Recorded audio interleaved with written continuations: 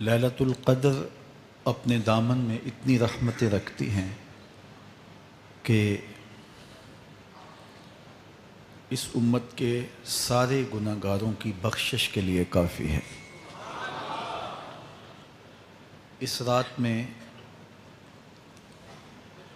روح الامی اترتے ہیں فرشتوں کے جلو میں، جھرمٹ میں، اور اہل ایمان جو قیام میں ہوتے ہیں، قعود میں ہوتے ہیں، ذکر الہی میں ہوتے ہیں، ان سے مصافحہ کرتے ہیں۔ یہ رات کون سی ہے؟ ترکی خیمے میں چٹائی ایک سمت کر کے سر انور حضور نے باہر نکالا اور فرمایا کہ لیلۃ القدر کو آخری عشرے میں تلاش کرو۔ اور ایک روایت کے لفظ یہ ہیں کہ آخری عشرے کی تاک راتوں میں تلاش کرو۔ وہ تاک رات کون سی ہے؟ اس کو مخفی رکھا گیا۔ حضرت ابی بن کعب رضی اللہ تعالی عنہ صحابی رسول ہیں، فرماتے ہیں میں قسم کھاتا ہوں کہ وہ رات 27ویں شب ہے۔ حضرت بایزید بسطامی علیہ رحمہ فرماتے ہیں مجھے زندگی میں یہ رات 2 بار ملی ہے اور دونوں بار 27ویں شب ہی تھی۔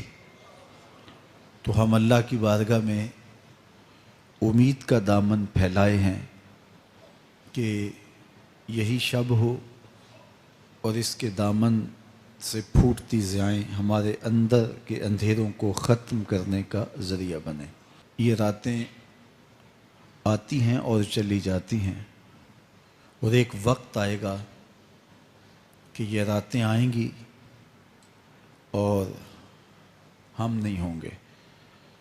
کتنے لوگ ایسے ہیں جو پچھلے سال تھے لیکن آج نہیں ہیں، ان سے گزشتہ سالوں میں تھے آج نہیں ہیں۔ تو یہ جو میسر راتیں ہیں ان کے دامن سے پھوٹتی ضیائیں ہمیں اپنے اندر سمو لینی چاہیے کہ ہم دنیا پہ نہ بھی ہوں گے تو یہاں سے جو ہم نے نور لیا ہوگا وہ قبر میں بھی چراغاں کرے۔ باطن کی روشنی، اندر کے اجالے اور روح کا چراغاں اس رات کے دامن سے لیا جا سکتا ہے۔ حضور علیہ السلام رمضان المبارک کے آخری عشرے میں کثرت کے ساتھ عبادت کرتے تھے۔ حضرت سیدہ عائشہ رضی اللہ تعالی عنہا فرماتی ہیں کہ حضور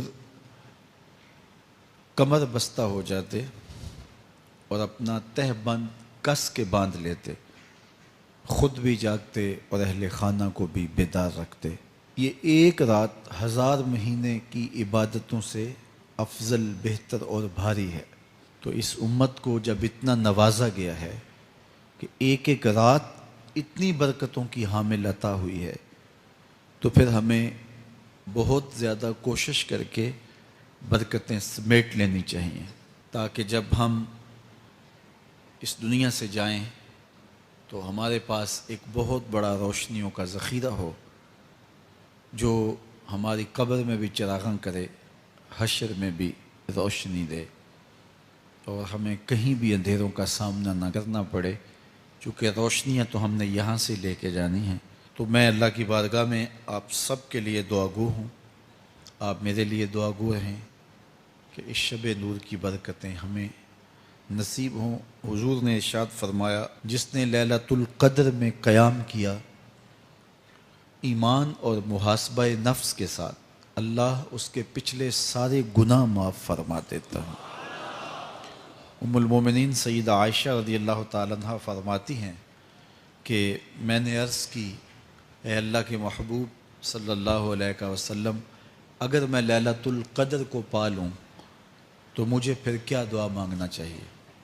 تو حضور نے ارشاد فرمایا اگر تم لیلۃ القدر پا لو تو یہ دعا مانگو، اللہم انک عفو تحب العفو فاعف عنی، اے اللہ تو معاف کرنے والا ہے، معاف کرنے کو پسند کرتا ہے، میرے معاملات سے درگزر فرما۔ تو اللہ تعالیٰ اس رات کی برکتوں سے ہمیں اپنی پناہ میں، امان میں، حفظ